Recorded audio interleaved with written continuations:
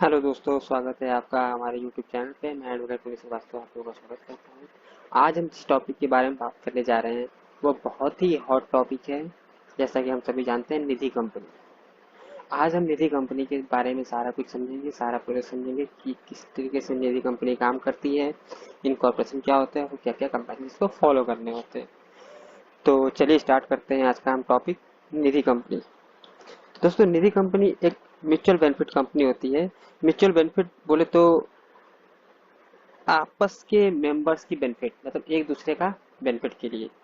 जैसे कि suppose that हम 7 मेंबर मिलके एक निधि कंपनी बनाते हैं। तो मेंबर कैसे बनते हैं? अगर हम उस कंपनी के इक्विटी शेयर्स, जो कि प्रेफरेंस शेयर्स तो निधि कंपनी इशू ही नहीं कर सकती, इसीलिए जो भी शेयर्स होंगे वो इक्विटी के रूप में होंगे। तो इक्विटी शेयर्स जो जितना जैसे लेते हैं वो उसके मेंबर कहलाते हैं। इसमें कुछ कंडीशंस है कि कितने इक्विटी शेयर्स लेने जरूरी है मेंबर होने के लिए, या कितने क्या क्या अमाउंट होना चाहिए, उसका क्या क्या रूल रेगुलेशन निधि कंपनी को फॉलो करना होता है।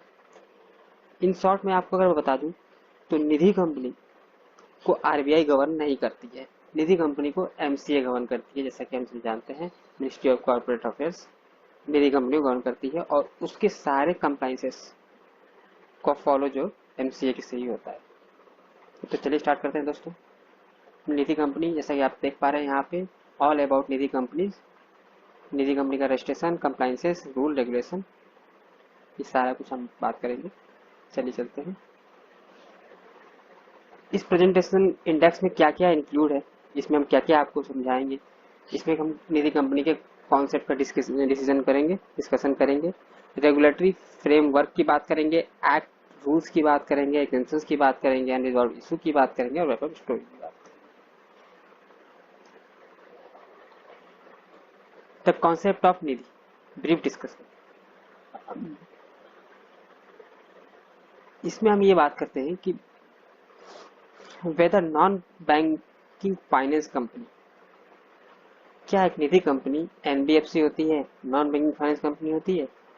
तो मेरा आंसर होगा नहीं, निधि कंपनी एनबीएफसी नहीं होती। जैसा कि आप देख पा रहे हैं, Nidhi companies are included in definition NBFC which operate mainly unorganised money market. NBFC have brought increasement of the under the regulation admit the Reserve Bank of India non banking finance partial of the wholly RBI. NBFC को एक licence लेना होता है RBI से, और निधि company को कोई licence की रिक्वायरमेंट नहीं होती। एनबीएफसी हायर परचेज नहीं कर सकती है, लोन नहीं कर सकती। ये सारे हम डिस्कशन वन बाय वन करेंगे हमारे नेक्स्ट स्लाइड में। निधि कंपनी के बारे में बताया गया है कि यहाँ पे निधि कंपनी एग्जाम्पशन क्या है, कैसे है। रेगुलेटरी फ्रेमवर्क, निधि कंपनी कौन से सेक्शन में आता है, कैसे आता है, ये सारा कुछ बताया गया है। ये हमारे काम, इसको हम आगे चलते हैं। पावर और to modification acts in application of Nidhi etc. Normal सी बात है, कंपनी सेंट्रल गवर्नमेंट के पास पावर है इसके ऑफिस से गैर करके कुछ भी चेंज करने का। Power to modify application of Nidhis, तो ये पूरा पावर जो है सेंट्रल गवर्नमेंट के पास होता है, वो सीजी इनको चेंजेस कर सकती है। आगे चलते हैं, इसमें हमारे कोई मतलब नहीं है। सेक्शन 406, हाँ, companies amendment act 2014, section 406 provision related to Nidhi and its applications. ठीक है। और ये बताया सेक्शन 620 ए कंपनीज एक्ट 1956 में ये पहले था, अब ये नहीं रहेगा। इन दिस सेक्शन निधि और म्यूचुअल बेनिफिट सोसाइटी, समझ रहे हैं आप, निधि को ही म्यूचुअल बेनिफिट सोसाइटी कहा जाता है। म्यूचुअल बेनिफिट मतलब कि एक दूसरे के फायदे के लिए। इसमें हम बाहर के लोगों के फायदे की बात नहीं कर सकते, न कि इससे हम पैसे ले सकते न दे सकते। सिर्फ जो आपके निधि के मेंबर होंगे सिर्फ वही ट्रांजेक्शन कर सकते हैं इसमें। अब हम बात करते हैं जो मेन टॉपिक है हमारा, what does the act and rule provides for. क्या एक्ट और क्या रूल प्रोवाइड किया गया निधि के बारे में। Objects, applicability of Nidhi rules, incorporation of Nidhi, requirement of Nidhi, restriction provision, share capital allotment, acceptance and deposit of Nidhi, loan to member, by its Nidhi, security for loan, director, dividend, auditor, prudential norms, opening, closing of branches, return filing and penalty for non-compliances. Section 406 sub section 1 आपको बताता है निधि के मतलब क्या है, निधि क्या। तो निधि एक तरीके से एक ऐसी संस्था है जो एक दूसरे के फायदे के लिए बनाई गई है। किस टाइप के फायदा? मॉनेटरी फायदा, एक से डिपॉजिट लेना और अगर उस मेंबर में किसी को रिक्वायरमेंट है तो उसको लोन देना, उसके बदले निधि इंटरेस्ट चार्ज करती है। मेनली आपको ये आपका शॉर्ट डिफिनेशन हो गया। ये फॉर द स्पेसिफिक ऑफ निधि की रिक्वायरमेंट नहीं है, हमें applicability of Nidhi rules applied waiting notification, इसको आप। अब हमारा आता है मोस्ट इम्पोर्टेंट टॉपिक जो कि यहाँ से start, non performing asset NPA. जैसा कि आप सभी ने सुना होगा एनपीए के बारे में कि एनपीए क्या होता है, नॉन परफॉर्मिंग एसेट्स। एसेट जब निधि अपने मेंबर्स को लोन देती है तो वो लोन अमाउंट निधि कंपनी के लिए उसका एसेट होता है। अब ये एसेट नॉन परफॉर्मिंग एसेट कब होता है, एनपीए कब होता है, इसके बारे में हम समझेंगे।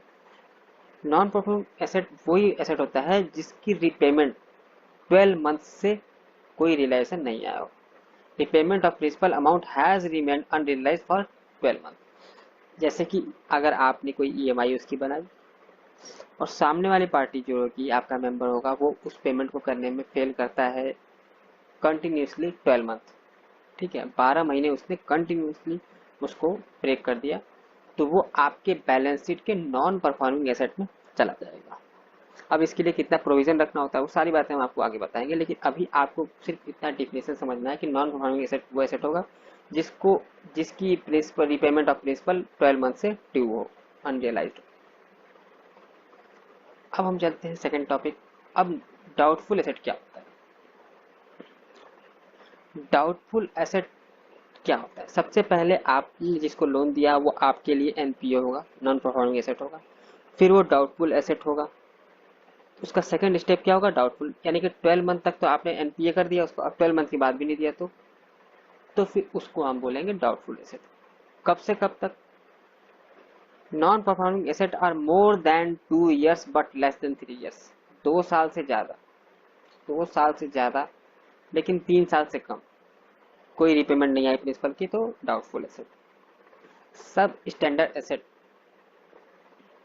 Means borrowable account which is a non performing asset. जो अकाउंट आपने खोला था लोन अकाउंट जो कि एनपीए हो गया, उस अकाउंट को सब स्टैंडर्ड एसेट कहेंगे हम। लॉस एसेट, लॉस एसेट किसे कहेंगे आप? तो समझ रहे आप, हमारा एन नॉन परफॉर्मिंग एसेट से शुरू हुआ था। नॉन परफॉर्मिंग एसेट पहले हमारा 12 मंथ में हुआ, फिर 2 years के 3 years तक डाउटफुल एसेट हुआ, अब लॉस एसेट। अब आपको लग गया कि अब तो कुछ नहीं होगा ये। देखिए, non NPA for more then 3 years, 2 साल तक तो आपने उसको डाउटफुल में रखा, 1 साल तक उसको आपने एनपीए हुआ, उसके 12 मंथ तक आपने एनपीए में रखा, उसके नेक्स्ट ईयर उसको डाउटफुल एसेट में डाल दिया आपने। देन आप क्या करेंगे उसको, अब अभी भी आपके पास उसका रिकवरी कुछ नहीं हुआ, तो आपको लगा कि अब तो हमें लॉस बुक करना ही पड़ेगा। तो जो एनपीए 3 साल तक कंटिन्यू एनपीए रहे या मोर देन 3 years या 3 साल ज़्यादा हो गए उसको, तो लॉस एसेट, उसे हम लॉस एसेट कहते हैं। जैसे तो आपका खो गया वो नहीं मिलेगा आपको, उसके लिए आपको लॉस बुक करना पड़ेगा अपने अकाउंट से। अब हम बात करते हैं नेट ऑन फंड। ये क्या चीज होती है? नेट ऑन फंड एक निधि कंपनी का पिलर होता है। इसी फंड से निधि कंपनी स्टार्ट होती है। कहने का मतलब है कि जब इसके मेंबर्स 7 या 7 से ज्यादा मेंबर्स मिलके अपनी अपनी कैपिटल लगाते हैं, उसको नेट ऑन फंड कहते हैं। Paid up equity share capital and free reserve are reduced to included losses.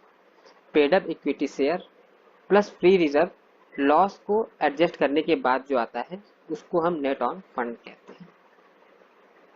आगे चलिए, नेट ऑन फंड के बारे में समझ गया। तो हमारे कुछ लॉ एसेट डाउट एनपीए के बारे में समझे, डाउटफुल एसेट के बारे में समझा आपने, लॉस एसेट का प्रूव करना और नेट ऑन फंड क्या होता है। ये बहुत ही मेन टॉपिक है बैलेंस शीट के नेचर के। अब हम शुरू करते हैं इनकॉर्पोरेशन ऑफ निधि। अब चलिए भाई, अब हम निधि बनाना शुरू करते हैं।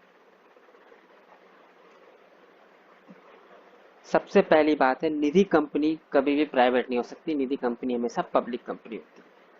और जैसा कि हम सब जानते हैं, एक पब्लिक कंपनी में एट लीस्ट कम से कम 3 डायरेक्टर और 4 शेयर होल्डर चाहिए होते हैं। तो यहाँ भी ऐसा ही है कि कम से कम 3 डायरेक्टर और 4 शेयर होल्डर चाहिए, इससे ज़्यादा भी आप रख सकते हो, उसमें कोई लिमिट नहीं। Exception to otherwise provide no Nidhi shall have any object of. इसका मतलब है कि निधि के एमओए में, निधि के मेमोरेंडम में कोई भी ऐसा काम नहीं लिख सकते जो कि निधि के रूल्स के खिलाफ हो, जैसे कि पैसा का डिपॉजिट लेना, लोन देना। अदरवाइज और कोई काम नहीं आप इसमें कर सकते। नहीं कपड़े बेचना काम शुरू कर दिए निधि में कि हम भाई ड्रेस बना के बेचेंगे, तो ये चीज नहीं होगा इसमें। Nidhi which have provision of this rule में प्रोवाइड लॉकर फैसिलिटी। अब इसमें निधि का काम क्या था, डिपॉजिट लेना, लोन देना। अब एक एडिशनल इसमें वर्क जोड़ दिया गया, लॉकर फैसिलिटीज भी आप अपने मेंबर्स को प्रोवाइड कर सकते हैं ऑन रेंट। बट आपको ये ध्यान रखना होगा कि आपके टोटल इनकम का 25% से ज़्यादा नहीं होना चाहिए लॉकर इनकम। यानी कि अगर आपकी टोटल इनकम 1 करोड़ है तो आपकी जो लॉकर फैसिलिटी इनकम है 25 लाख से ज़्यादा नहीं होनी चाहिए। और सेकंड एक रूल बनाया गया कि निधि कंपनी जो है एक बॉडी कॉर्पोरेट या ट्रस्ट को अपने मेंबर नहीं बना सकती। समझ गए? हर निधि कंपनी को अपने नाम के आगे निधि लिमिटेड लिखना जरूरी है, लेकिन कुछ लोग अपने कंपनी के नाम आगे म्यूचुअल बेनिफिट लिमिटेड भी लिखते हैं, तो वो भी एक्सेप्टेबल है। Requirement to be Nidhi, Nidhi company हमने बना ली, तो क्या आपने निधि कंपनी इनकॉर्पोरेट कर ली तो क्या वो निधि कंपनी है? जी हाँ, वो है। कब तक? 1 साल तक। इसका मतलब ये है कि निधि कंपनी बनाने के 1 साल तक वो निधि कंपनी रहती है। 1 साल के बाद हम चेक करते हैं कि आपने इस कंपनी में क्या क्या कंप्लाइंसेस फॉलो किया, क्या क्या किया है, और इसको निधि में रखना है या नहीं रखना है, या कोई पेनल्टी लगानी है और पेनल्टी लगा के आपको चार्ज करना है। इसमें कुछ कंडीशंस है। Every Nidhi shall within a period of 1 year from the commitment of. हर निधि कंपनी को 1 साल के अंदर ये 4 पॉइंट्स को फुलफिल करना होगा। ये मैंडेटरी है, ऑप्शनल नहीं है। हालांकि इसमें 1 साल और की रिबेट मिलती है आरडी से अप्रूवल लेने के बाद, वो अलग चीज है। Not less then 200 members. 1 साल में आपको अपने मेंबर्स 200 से कम नहीं होने चाहिए आपके पास members. Net on fund 10 lakh. अब यहाँ मैं आपको बताना चाहूंगा, जब कंपनी इनकॉर्पोरेट होती है तो उसका मिनिमम रिक्वायरमेंट ऑफ कैपिटल होता है 5 लाख रुपए का। इसका मतलब उस टाइम आपका फंड जो होगा वो 5 लाख से आप कंपनी स्टार्ट कर सकते हो, लेकिन यहाँ पे बोला गया है कि 1 साल के अंदर उस 5 लाख को आपको 10 लाख में करना है। Uneven term deposit not less than 10% of the outstanding deposit as per rule 14। Rule 14 ये कहता है कि आपने जो भी डिपॉजिट्स लिए हैं विद इन 6 मंथ 1 ईयर, जितना भी टोटल डिपॉजिट लिया है, एक्चुअली क्या होता है कि एवरी 6 मंथ जो है एक रिपोर्ट सबमिट करनी होती है। उसमें हमें दिखाना होता है कि हमने इतना डिपॉजिट लिया, उसका 10% हमने किसी भी नेशनलाइज बैंक या पोस्ट ऑफिस में एफडी के रूप में डिपॉजिट कर दिया है। तो इसमें ये बताते हैं कि विद इन 1 ईयर हम थर्ड रूल जो होगा, रूल 14, वो ये बताएगा कि आपने जितने भी डिपॉजिट लिए हैं उसका 10% आपने किसी नेशनलाइज बैंक या पोस्ट ऑफिस में एफडी कर दिया है अपने ही कंपनी के नाम से, अपनी ही निधि के नाम से। 4th रूल ये कहता है कि आप डिपॉजिट कितना ले सकते हैं और कितना आप लोन बांट सकते हैं। Ratio of net on fund to deposits और नॉट मोर देन 1:2। इसका मतलब ये होता है एक कंपनी का ऑन फंड अगर 1 करोड़ रुपए है तो आप 20 करोड़ तक डिपॉजिट ले सकते हो।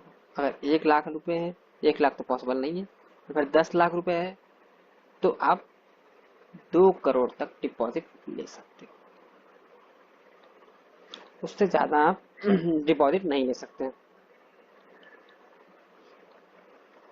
इसका मतलब हम ये कह सकते हैं कि for every 1 equity the Nidhi can बारो 20 टाइम्स। अगर एक इक्विटी किसी शेयर्स लिया आपने, उसका 20 टाइम वो निधि जो है बोरो कर सकती है, डिपॉजिट ले सकती है। जैसा कि मैं बता रहा था आपको, rule 5.3 apply to RD within 30 days from the close of the financial year. NDS2 for extension of time and RD में consider and pass order within 30 days of application. जैसा कि आपने यहाँ पे देखा कि आपको विद इन 1 ईयर आपको ये सारे कंप्लाइंस करने होते हैं। अगर आप इसमें फेल होते हैं तो आपके पास हमने एक ऑप्शन दिया हुआ है NDS2 का। NDS2 में आप आरडी को, रीजनल डायरेक्टर को अप्लाई कर सकते हैं फाइनेंशियल ईयर क्लोज होने के 30 दिन के अंदर for extension of RD. RD को एक्सटेंशन के लिए अप्लाई कर सकते हैं। वो फर्दर आपको beyond second year financial year 1 साल की और आपको टाइम दे सकता है उसको करने के लिए। अगर उसमें भी आप नहीं करते हैं तो आपको पैनल कॉन्सिक्वेंसेस आपको देखने होंगे। अब मेन जो हमारा टॉपिक है वो आया है restriction of and provision. No Nidhi shall carry on the business of chit fund, hire purchase business, lease, finance, insurance, equation of the securities issued by anybody.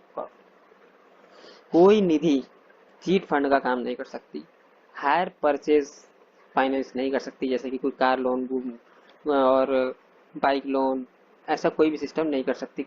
या कोई भी मोबाइल के लिए भी, जैसे कि आप जानते हैं कि बजाज फाइनेंस एक कंपनी है जो कि हायर परचेज फाइनेंस ही करती है सिर्फ, तो वो आप काम नहीं कर सकते। लीज फाइनेंस नहीं कर सकते, इंश्योरेंस किसी से नहीं ले सकते या इंश्योरेंस किसी को दे नहीं सकते। ठीक है, बॉडी कॉर्पोरेट को कोई अपना सिक्योरिटी या अपना एसेट या इक्विटी शेयर इशू नहीं कर सकते। Preference share, debenture, any other डेब्ट इंस्ट्रूमेंट आप किसी भी नाम से इशू नहीं कर सकते। आप कोई करंट अकाउंट अपने मेंबर्स का नहीं खोल सकते। Whether saving account can be open, yes, saving account तो आप खोलना ही होता, आपका काम है। तो पहले 3 डिस्कशन समझ गए आप कि चीट फंड, हायर परचेज ये सब नहीं कर सकते, प्रेफरेंस शेयर इशू नहीं कर सकते और किसी का करंट अकाउंट ओपन नहीं कर सकते।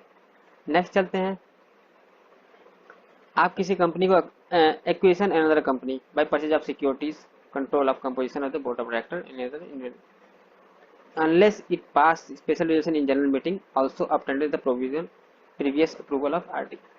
मतलब आप किसी कंपनी को एक्वायर नहीं कर सकते उसके शेयर या बोर्ड ऑफ डायरेक्टर को अपने अंदर मिला के, लेकिन इसमें एक स्पेशल रेजोल्यूशन पास कर सकते हैं जनरल मीटिंग में, और आरडी के पहले आरडी से अप्रूवल लीजिए, उसके बाद आप कर सकते हैं, लेकिन ऐसे डायरेक्ट नहीं कर सकते। Place any of the asset lodged by its member as security. आपके मेंबर ने आपको सिक्योरिटी में कोई एसेट दिया तो आप उसको फर्दर कहीं गिरवी नहीं रख सकते। टेक डिपॉजिट फ्रॉम लैंड और मनी टू एनीबॉडी कॉर्पोरेट, किसी भी कॉर्पोरेट से, कंपनी से, नॉन इंडिविजुअल से आप कोई डिपॉजिट या मनी उधार नहीं ले सकते, ना किसी को दे सकते। shall not carry business other than the business of the borrowing lending in on name। Nidhi company borrowing और लैंडिंग के अलावा और कोई भी काम नहीं कर सकती except locker facility. Issue or cost to be issued in any advertisement of any form. Nidhi company अपनी एडवर्टाइजमेंट किसी भी तरीके से नहीं करा सकती except deposit from lend to any person other than members. Except from deposit, आप किसी से डिपॉजिट या किसी को उधार पैसे नहीं दे सकते अपने मेंबर्स के अलावा, सिर्फ मेंबर्स को दे सकते, उसके अलावा दे सकते। आप pay any brokerage or incentive to mobilise in deposit granting loan, आप किसी को कमीशन नहीं दे सकते हैं, ब्रोकरेज नहीं दे सकते, इंसेंटिव नहीं दे सकते हैं। आप किसी को भी ऐसे नहीं कह सकते कि आप मेंबर लेके जोड़िए हमको और हम आपको उसमें कमीशन या इंटरेस्ट या ब्रोकरेज देंगे, ये आप नहीं कर सकते। आप किसी दूसरे को पार्टनरशिप एग्रीमेंट किसी से नहीं कर सकते कि आप के साथ पार्टनरशिप करके हम क्या करें कि मैं ए हूँ, मैं बी के पास जाता हूँ कि बी ऐसा करो कि मैं से एग्रीमेंट कर लो और मेरे बिहाफ पे तुम सबको पैसे बांटो और लो, सबसे पैसे लो, ये आप काम नहीं कर सकते। रिस्ट्रिक्शन आप समझ गए, ये जो नदी कंपनी क्या क्या नहीं कर सकती, ये हमने आपको सारा कुछ क्लियर कर दिया। अब हम बात करते हैं शेयर कैपिटल एंड अलॉटमेंट के बारे में।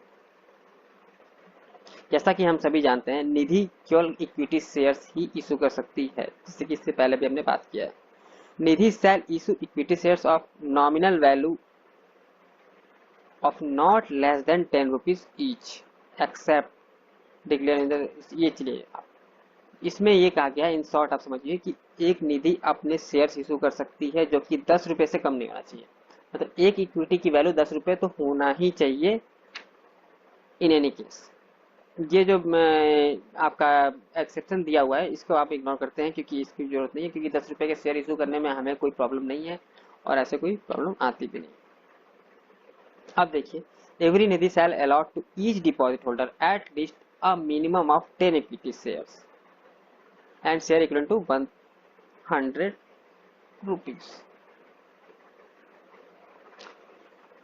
हर निधि कंपनी अपने डिपॉजिटर को, अकाउंट होल्डर को एटलीस्ट 10 इक्विटी शेयर इशू करेगी, जो कि इक्विवेलेंट होना चाहिए 100 रुपए के बारे में बराबर। मतलब एटलीस्ट आप हर एक डिपॉजिटर को 10 इक्विटी शेयर्स आपको इशू करना है in any case. 10 equity shares की वैल्यू जो होनी चाहिए वो 100 रुपए से कम भी नहीं होनी चाहिए, ठीक है। और सेविंग अकाउंट होल्डर और RD account holder shall hold at least 1 equity share of ₹10।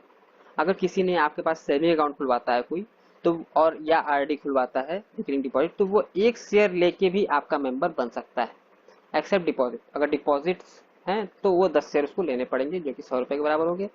और अगर सेविंग अकाउंट और रिकरिंग डिपॉजिट खुलवाता है तो वो एक शेयर से भी अपना काम चला सकता है। अब मेंबरशिप के रूल क्या होते हैं, ठीक है। मेंबरशिप के शेयर्स बता दिए हमने, शेयर्स कैसे कैसे अलॉट होंगे, कितने जरूरी है।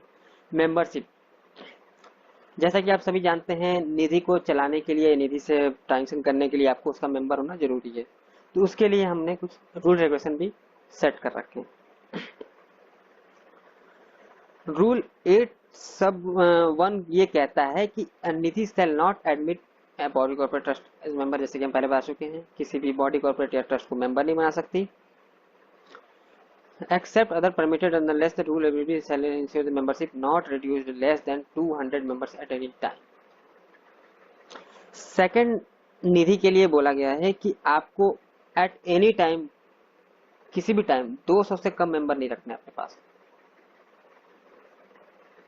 200 से कम मेंबर आपको कभी नहीं रखने हैं, आपको हमेशा 200 मेंबर मेंटेन करके चलने हैं। माइनर आपका मेंबर नहीं हो सकता, माइनर निधि का मेंबर नहीं हो सकता, एक्सेप्ट क्या हो कि अगर provided that deposit may be accepted by the name of minor if they are made by natural or legal guardian। अगर उसके माँ बाप उसके अपने बेटे के नाम पे कोई अकाउंट खुलवाना चाहते हैं, मेंबरशिप लेना चाहते हैं, तो वो ले सकते हैं। ट्रांजेक्शन उसके गार्जियन का ही होगा, उसका खुद का नहीं होगा।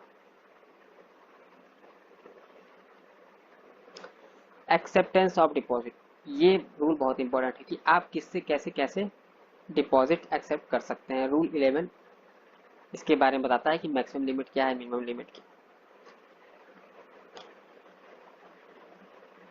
मैक्सिमम लिमिट, डिपॉजिट लेने का मैक्सिमम लिमिट, जैसा कि हम सब जानते हैं, नेट ऑन फंड का 20 टाइम्स, इससे पहले हम बात कर चुके हैं। नेट ऑन फंड कब से लेंगे, as per last audited financial statement के हिसाब से हम नेट ऑन फंड लेंगे, ठीक है। ये बात हमारे समझ में आ गई। एग्जिस्टिंग कंपनी डिपॉजिट एक्सेस है for seven limit, restore prescribe limit increase, इसके बारे में हम, company shall not accept fresh deposit renewing existing deposit renewal, ये आप पुराना है, इसको चलते हैं आगे, चलते हैं इसमें। पहला कंडीशन हमने बता दिया कि आप 20 टाइम से ज्यादा नहीं ले सकते। सेकंड कंडीशन आपके लिए मैं बताऊंगा, टर्म डिपॉजिट जो होगा, टर्म डिपॉजिट का मतलब होता है एफडी। टर्म डिपॉजिट जो होगा आपका, वो 6 महीने से कम नहीं होना चाहिए और 5 साल से ज्यादा नहीं होना चाहिए, except recurring deposit which shall be minimum 12 months, ठीक है। 6 महीने के लिए आप एफडी ले सकते हैं कम से कम, और मैक्सिमम 60 मंथ के लिए ले सकते हैं। क्लियर है आरडी को, लेकिन आरडी केस में मिनिमम मंथ जो होगा वो 12 मंथ होगा। Maximum balance of saving deposit, आपके पास जो सेविंग अकाउंट खुलेगा, जिस मेंबर ने आपके पास अकाउंट खोला, वो मैक्सिमम अपने पासबुक में, अपने अकाउंट में 1 लाख रुपए तक का ही अमाउंट रखने का क्वालिफिकेशन रखता है। Qualifying interest shall not exceed 1 lakh at any point of period. Maximum balance in saving deposit, आपके पास इतना ही बैलेंस होना चाहिए, ठीक है। Maximum balance of saving deposit account qualifying for the interest shall not exceed 1 lakh at any point of the time and the rate of interest shall not exceed 2% above the rate of the interest payable on saving bank or nationalized bank। आपके saving account का जो भी interest होगा वो किसी भी nationalise bank के interest से 2% से ज़्यादा नहीं होना चाहिए। जैसा कि हम सभी जानते हैं कि इस टाइम सेविंग अकाउंट कुछ बैंक 3.5% या 4% देते हैं, तो आप उससे 2% ज़्यादा बढ़ा के आप इंटरेस्ट रख सकते हैं। और कोई भी मेंबर आपका अपने सेविंग अकाउंट में उतना ही अमाउंट रखेगा जितना कि वो इंटरेस्ट वो 1 लाख तक अर्न कर सके, यानी इंटरेस्ट अमाउंट 1 लाख से ज्यादा आप किसी भी से अपने मेंबर्स को नहीं दे सकते। अनिधि में offer interest on fix and recurring deposit at rate not exceeding maximum rate of interest and prescribed by Reserve Bank of India in which non-banking finance company can pay on their public deposit। कहने का मतलब है कि निधि company जो होती है वो अपना इंटरेस्ट एफडी और आरडी पे उतना ही रख सकती है। shall not deposit maximum rate of interest and prescribed by RBI ने जितना एक एनबीएफसी को दिया है, जैसे कि 12.5% मैंने मेंशन भी कर रखा है इसमें, तो ये हर साल चेंज होता है। तो आपको ये देखना होगा कि आरबीआई ने एनबीएफसी को इंटरेस्ट एफडी और आरडी पे इंटरेस्ट के लिए कितना % दिया हुआ है, उसके रेट से आप मैक्सिमाइज नहीं कर सकते। फोरक्लोजर, हाँ भाई डिपॉजिट्स आपने ले लिया, ठीक है। अब हम बात करते हैं फोरक्लोजर की। अगर कोई मेंबर आपके पास आता है कि भैया हमको नहीं चल डिपॉजिट करना, हमारा फोरक्लोजर कर दीजिए, हमारा पैसा वापस कर दीजिए, तो shall not repay with in 3 months. अगर आपको फोरक्लोजर 3 महीने के अंदर कराया तो आपको उसे कोई फोरक्लोजर करने का ऑप्शन नहीं देना है, यानी कि 3 मंथ तक आपके पास लॉकिंग पीरियड होगा। 3 मंथ तक आप कोई भी डिपॉजिट को अपने फोरक्लोजर नहीं करा सकते। After 3 months but before 6 month, अगर 3 महीने के बाद मेंबर आता है और 6 महीने से पहले, यानी कि मेच्योरिटी की बात नहीं हो रही, यहाँ पर बात हो रही है डिपॉजिट की। डिपॉजिट आपने जनवरी में करवाया, तो जनवरी, फरवरी, मार्च तक आपके लॉकिंग पीरियड है, आपको कोई फोरक्लोजर का ऑप्शन नहीं मिलेगा। अब अप्रैल, मई, जून जो नेक्स्ट 3 मंथ होगा, इसमें अगर आपने फोरक्लोजर कराया था तो आपको कोई इंटरेस्ट नहीं मिलेगा, सिर्फ कैपिटल अमाउंट आपको हैंड ओवर करेंगे। नेक्स्ट क्राइटेरिया आता है कि after 6 month but before the maturity, after 6 month interest shall be reduce 2% rate to be accepted. जैसे कि अगर आप 6 महीने बाद आते हैं और मैच्योरिटी डेट से पहले आते हैं, तो जो भी आपका एफडी का डिपॉजिट रेट होगा उससे 2% आपका पेनल्टी चार्ज करके आपको पेमेंट कर दिया जाएगा। In case of death of depositor it shall be repaid by serving deposit nominee legal heir the interest up to the repayment without any reduction of the interest rate. हर किसी की death ही हो गई तो इस केस में ये 2% वाला प्रोविजन काम नहीं करेगा, आपको पूरा पैसा उसको देना होगा। और इस केस में उसके पास ऑप्शन भी होगा कि नॉमिनी या लीगल हेयर को वो पूरा पैसा वापस करें विदाउट एनी पेनल्टी। निधि कंपनी अपने डिपॉजिट्स, रूल 14, जैसा कि हमने पहले बताया था, रूल 14 ये कहता है कि आपके पास जो भी डिपॉजिट है उसका 10% आपको, ठीक है, 10% आपको डिपॉजिट करना है। वो कब करना है आप समझिए। Nidhi company shall invest term deposit आपको जो करना है वो किसी भी शेड्यूल कमर्शियल बैंक में, पोस्ट ऑफिस में डिपॉजिट करना है 10%, नॉट लेस देन, उससे ज़्यादा कर सकते हैं आपकी मर्जी है तो, लेकिन not less than 10% of deposit of outstanding closing business, last working day और सेकंड प्रोसीडिंग मंथ।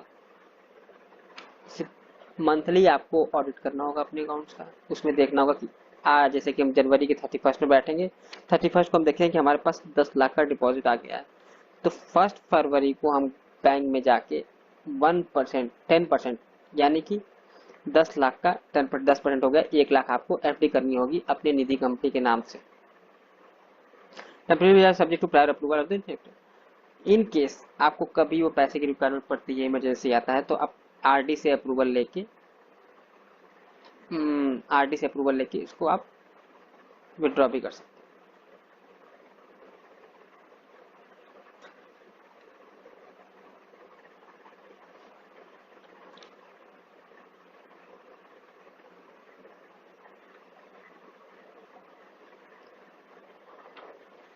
अब आगे चलते हैं। इसमें आपको कहीं भी कुछ क्लेरिफिकेशन चाहिए होगा तो आप कमेंट में मुझे बता सकते हैं कि क्या इसमें आप क्या समझ नहीं आया, या कहीं कुछ आपका छूट गया, या हमसे कुछ रह गया, तो आप में से वो करके हम आपको क्लेरिफिकेशन दे सकते हैं। अब हम बात करते हैं एप्लीकेशन फॉर्म ऑफ डिपॉजिट्स की।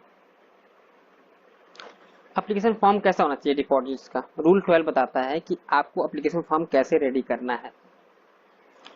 एप्लीकेशन फॉर्म जो है, application for acceptance of deposit shall be certain contain certain mandatory particulars prescribed in rule 12 provide terms।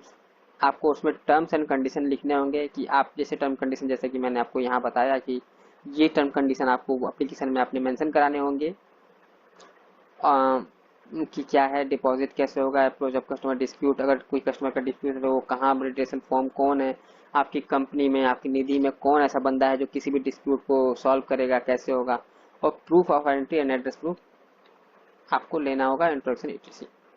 KYC to be completed. KYC मतलब पैन, आधार, फोटो आपको सभी मेंबर से आपको लेने हैं, मोबाइल नंबर, ईमेल आईडी, ये चीज़ तो मैंडेटरी है।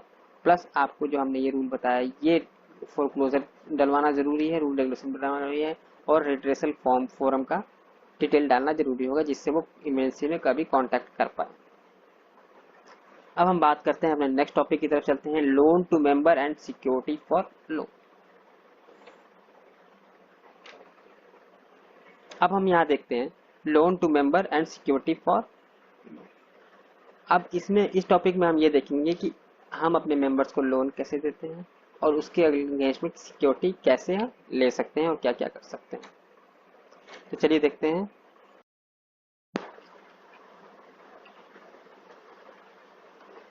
रूल 15 डील करता है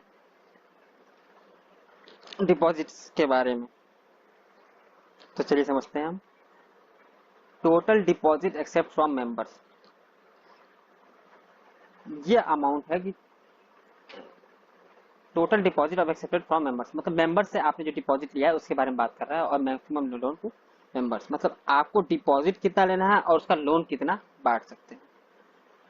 अगर आपका deposit less than 2 crore rupees है, 2 करोड़ से कम आपके पास डिपॉजिट है, तो आप मेंबर्स को 2 लाख तक लोन उस पर दे सकते हैं। मोर than 2 crore, less than 20 crore, 7.5 lakh रुपए तक।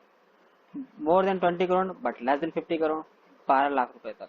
मोर देन 50 करोड़ तो आप 15 लाख तक लोन प्रोवाइड कर सकते हैं।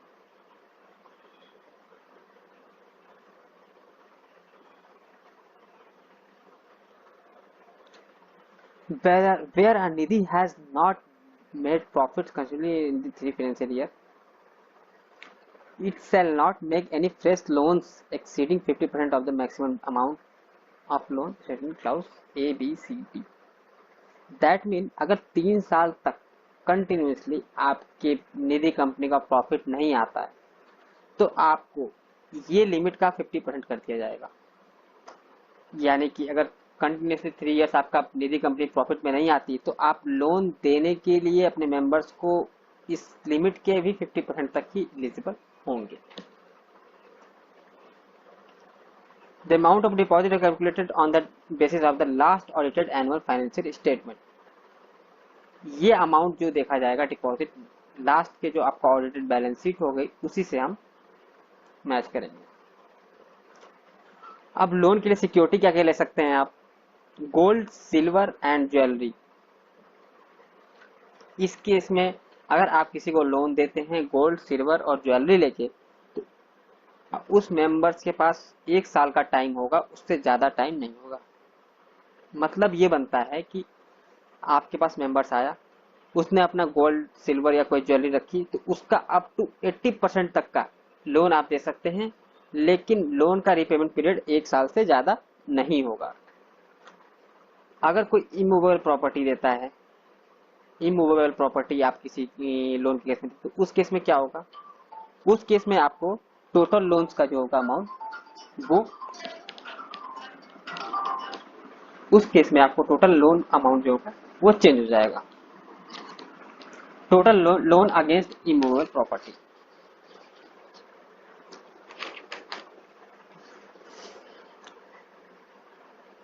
Total loan against immovable property. हाँ, तो हम बात कर रहे थे इस केस में क्या होगा कि excluded mortgage loan against the grant of the property. अगर आप कोई भी प्रॉपर्टी के अगेंस्ट में किसी को लोन देते हैं, किसी भी पार्टी को, किसी को भी आप कोई प्रॉपर्टी के अगेंस्ट में लोन देते हैं, तो वो उस वैल्यू के 50% ज्यादा नहीं होना चाहिए। कहने का मतलब ये बनता है कि अगर आपके पास कोई प्रॉपर्टी लेके आता है, उसकी प्रॉपर्टी की वैल्यू 1 लाख तक है, 10 लाख तक है, तो वो आपको उसको 5 लाख तक लोन प्रोवाइड कर सकते हैं, इसमें कोई समस्या नहीं है। Individual loan shall not exceed 50% of the value of property offered as security. Period of loan, such loan shall not be exceeding 7 years. इस केस में आपको इमूवेबल प्रॉपर्टी केस में 7 साल तक रिपेमेंट का ऑप्शन मिल सकता है आपको, 7 साल तक। कहने का मतलब है अगर प्रॉपर्टी इमूवेबल है तो आपको 7 साल का टाइम मिल सकता है अपने प्रिंसिपल अमाउंट को विद इंटरेस्ट पे करने के लिए निधि कंपनी को। और अगर आपने लोन गोल्ड सिल्वर और ज्वेलरी के लिए लिया है तो उसमें आपको 1 साल के लिए टाइम मिलेगा। लोन अगेंस्ट एफडी के अगर कोई सेविंग डिपॉजिट है, गवर्नमेंट सिक्योरिटीज है, इंश्योरेंस पॉलिसी है, उसके अगेंस्ट में आप लेते हैं, इस केस में कहने का मतलब ये है कि इस केस में आपको रिपेमेंट पीरियड जो होगा वो लोन पीरियड जो होगा 1 साल या डिपॉजिट के मेच्योरिटी के डेट तक जो भी पहले होगा वो उसको कंसीडर किया जाएगा। Provided for that in case of loan against FD the period of loan shall not exceed unexpected period of the fixed deposit. कहने का मतलब ये है कि अगर आपने एफडी 1 साल के लिए कराया है, सपोज दैट आपने एक्सेल एफडी जो है 1 साल के लिए करा लिया, तो लोन जो होगा आपको एफडी की मेच्योरिटी डेट से पहले या आपके लोन लिया आपने उसके 1 साल तक जो भी पहले आएगा उसमें हम काउंट करेंगे। जैसे आपने 1 साल के लिए लोन कहीं एफडी कराया, उसके अगेंस्ट में लोन लिया, सपोज दैट जनवरी 2019 में आपने एफडी कराया, अब वो मैच्योरिटी आपको जनवरी 2020 में मिलना है। अब हमारे पास आते हैं मार्च में कि भाई साहब मार्च में आप हमारे पास आते हैं लोन लेने के लिए, तो अब हमारे पास क्या लायबिलिटी है कि आपका लोन का रिपेमेंट पीरियड जो होगा वो मार्च से लेके उसके मैच्योरिटी डेट तक होगा, ना कि 12 महीने का। इसका मतलब आपको 9 महीने का ही टाइम मिलेगा, 12 महीने का टाइम यहाँ पे नहीं दिया जाएगा। Interest on loan, the rate of interest shall not exceeding 7.5% above the highest of the offer of deposit। जो भी आपने डिपॉजिट का रेट दिया है उसके 7.5% से ज्यादा आप लोन का इंटरेस्ट नहीं रख सकते। समझ रहे मेरी बात को, कि आप जो है अपने लोन का अमाउंट 7.5% से ज्यादा नहीं रख सकते। ऐसा कहने का मतलब है बिल्कुल नहीं। मेरे कहने का मतलब ये कि अगर आपने अपने डिपॉजिट पे रेट ऑफ इंटरेस्ट 6% का रखा है, तो आपका लोन का इंटरेस्ट जो होगा वो 6 और प्लस 7.5 यानी कि 13.5% करीब करीब ये आप उस पर अपने लोन पे इंटरेस्ट रख सकते हैं। तो ये हम समझ गए कि सिक्योरिटी लोन के बारे में समझ गए, लोन के बारे में समझ गए, इंटरेस्ट रेट कितना होगा ये भी समझ गए हम। अब हम बात करते हैं डायरेक्टर्स और सब कमिटीज की। रूल 17 डील करता है डायरेक्टर एंड कमिटीज की। The director shall be member of Nidhi. एक डायरेक्टर निधि का मेंबर कहा जाएगा। Director shall hold up to 10 years. एक डायरेक्टर कंटिन्यूसली 10 साल तक अपने निधि का डायरेक्टर बन के रह सकता है और वो फिर उसके बाद उसको अपनी डायरेक्टरशिप कंपनी की छोड़नी होगी। हालांकि वो डायरेक्टर नहीं रह सकता लेकिन मेंबर रह सकता है। अपनी डायरेक्टरशिप से छोड़ के वो मेंबर नॉर्मल रह सकता है। After 2 years of ceasing of director, जब आपने डायरेक्टरशिप से रिजाइन दिया या आपको जब हटना पड़ा 10 साल कंप्लीट होने के बाद, उसके 2 साल तक कूलिंग पीरियड होगा। 2 साल तक आप उस कंपनी में दोबारा डायरेक्टर नहीं बन सकते, लेकिन आफ्टर 2 साल के बाद आप दोबारा डायरेक्टर उसमें बनने के लिए एलिजिबल हो सकते हैं। उसमें कोई शक गुंजाइश नहीं है।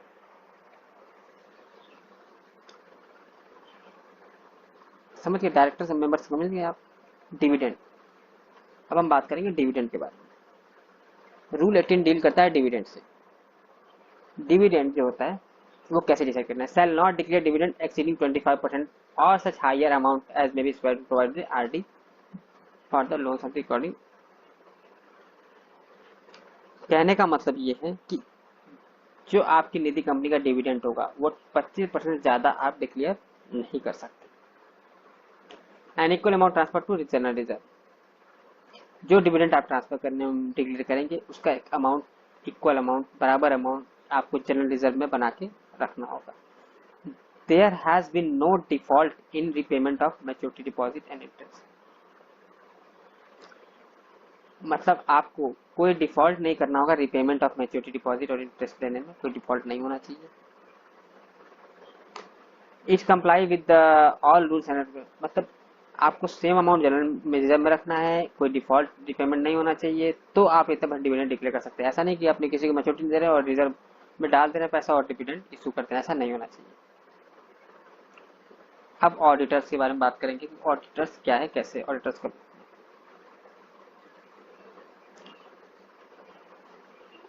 No Nidhi shall appoint or reappoint individual as auditor more than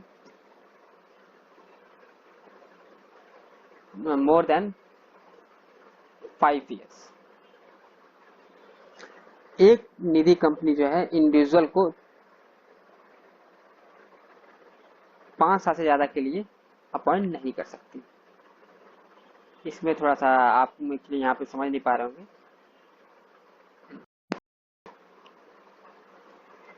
no Nidhi shall appoint or reappoint an individual as auditor for more than one term of 5 consecutive years।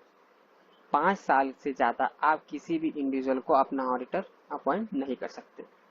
No Nidhi shall appoint or reappoint audit firm as auditor for more than 2 term of 5 consecutive years। कहने का मतलब है कि एक individual को अपनी निधि company में आप 5 साल तक कंटिन्यू रख सकते हैं, और अगर कोई ऑडिटर फर्म है, ऑडिट फर्म है, उसको आप 2 बार सेलेक्ट कर सकते हैं 5-5 साल के लिए, 2 बार कर सकते हैं, 2 टर्म्स 2 बार कर सकते हैं 5-5 साल के लिए। एक कूलिंग पीरियड 2 साल का होगा। समझने का मतलब ये है कि अगर कोई इंडिविजुअल है तो आपकी निधि कंपनी में 5 साल तक ऑडिटर रह सकता है, और अगर कोई ऑडिट फर्म है तो वो 2 बार यानी कि 10 साल तक आपके कंपनी का ऑडिटर रह सकते हैं। इसके बाद आपको उसको अगर चाहें तो आप उसको री अपॉइंटमेंट भी दे सकते हैं, लेकिन आपको कूलिंग पीरियड 2 साल का फॉलो करना होगा। यानी 2 साल तक वो दोबारा ऑडिटर अपॉइंट नहीं हो सकते। हाँ, 2 साल के बाद आप दोबारा उसे अपॉइंट कर सकते हो। प्रूडेंशियल नॉर्म्स में आते हैं। इसमें आपको मेनली प्रूडेंशियल नॉर्म्स में ये देते हैं, इसका मतलब ये है कि आपको अपने बैलेंस शीट में कैसे कैसे क्या क्या चीजें डिस्क्लोज करनी होंगी। Every Nidhi shall prudential norms of recognise the classification of assets with respect to mortgage loan and jewellery. आपको हर निधि कंपनी को बताया गया कि आपको एक नॉर्म रखना होगा, उसमें क्लासिफिकेशन ऑफ एसेट डालना होगा और रेवेन्यू रिकॉग्निशन डालना होगा कि पैसे आपको जो डिपॉजिट आए या आपकी इनकम आ रही है वो कहाँ से आ रही है, कैसे आ रही है, और क्लासिफिकेशन ऑफ एसेट डालना मैंडेटरी थिंग होगा। Income include interest of the other in PA shall be recognised only of the actual relation reserve in the PL of the subsidy. In case आपने जैसे कि 2020-21 की बैलेंस शीट में देखा तो आपने अपने ऐसे एसेट का इंटरेस्ट बुक कर लिया था जो कि 21-22 में एनपी हो गया, तो आपको 21-22 में उस ईयर में आपको अपना इंटरेस्ट जो भी आपने उसमें ऐड किया था इनकम में अपने, उसको लेस करना होगा। Note on the financial statement shall disclose details in provision made income reversal and MPA. आपको फाइनेंशियल स्टेटमेंट में अपने प्रोविजन भी मेंटेन करने होंगे। वो कैसे प्रोविजन होंगे, कितने परसेंट होंगे, वो हम अभी आपको डिस्कस करेंगे। अभी हम आपको बताते हैं कि the aggregate of loan outstanding against the security of gold and jewellery recovered within 3 months from the due date of the payment. इसका मतलब ये हुआ कि अगर आपको कोई आपने अगर कोई ऐसा लोन दिया जिसके अगेंस्ट में आपके पास कोई गोल्ड ज्वेलरी या सिल्वर आपने रखा हुआ है, 3 महीने तक का टाइम होगा रिपेमेंट का। अगर 3 महीने तक रिपेमेंट कोई नहीं आता है तो आप उसके हकदार होंगे उसको जो है सेटल करने के लिए। Provision for unrealised loan amount after 3 months in current financial year.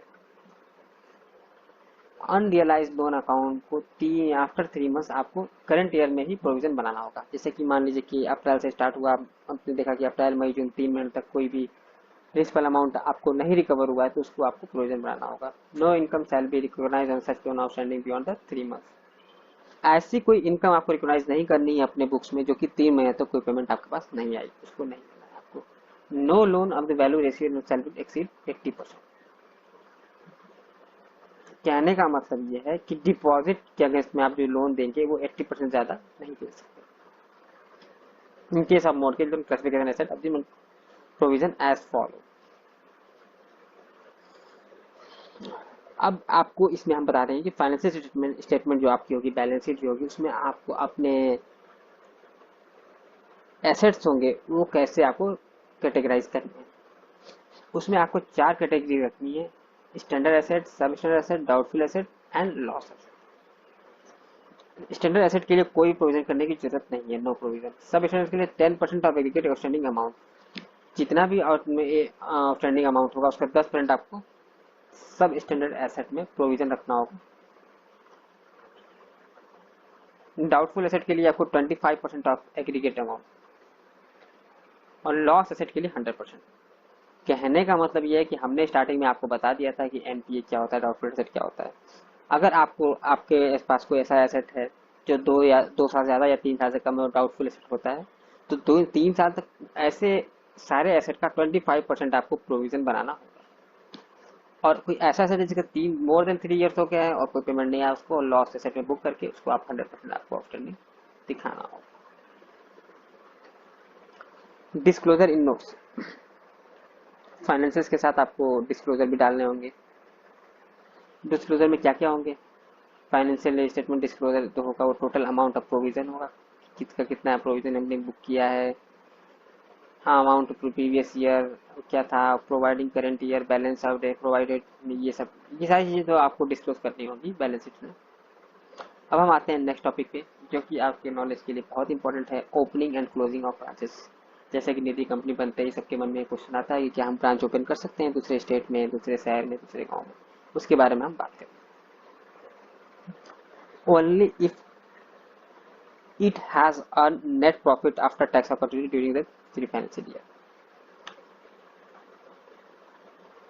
कहने का मतलब यह है कि आपका पिछले 3 सालों में इनकम टैक्स पे करने के बाद प्रॉफिट आना जरूरी है। वो कितना आना चाहिए वो नहीं, लेकिन प्रॉफिट में रहना चाहिए, आपकी निधि को लॉस में नहीं जाना चाहिए। ये मैं बता रहा हूँ आपके कि आप किस कंडीशन पे ब्रांच ओपन कर सकते हैं विद इन स्टेट के अंदर, स्टेट से बाहर नहीं। तो ओनली इफ इट इज, तो 3 साल तक प्रॉफिट होना मैंडेटरी है। Open up to 3 branches within the district of subject to comprises एक डिस्ट्रिक्ट में, एक जिले में आप सिर्फ 3 ब्रांच ही ओपन कर सकते हैं। मोर ब्रांचेज अगर आप ओपन करना चाहते हैं तो आपको आरडी से अप्रूवल लेना होगा। No branch and collection centres और deposit centre outside the state of the various. कोई भी ब्रांच या कोई कलेक्शन सेंटर, कोई ऑफिस, कोई डिपॉजिट सेंटर आप स्टेट के बाहर ओपन नहीं कर सकते। नो ब्रांच कलेक्शन सेंटर और deposit can be open unless annual turnover and financial up to date are filed. कहने का मतलब ये है कि कोई भी ब्रांच आप स्टेट के बाहर नहीं खोल सकते, कोई कलेक्शन एजेंट नहीं खोल सकते, किसी भी नाम से आप अपना ऑफिस नहीं चला सकते। और किसी भी ब्रांच को चलाने के लिए आपको जो है annual return up to date अपना रखना होगा। Closing of branches, closing of branches shall be accordance with the rule of 10(6) early information advertisement closure information with register office within the 30 days। कहने का मतलब ये है कि आपको लोकल न्यूज़पेपर में ऐड देना होगा और रजिस्ट्रार को 30 दिन के अंदर नोटिफाई करना होगा किसी भी ब्रांच को बंद करने से पहले।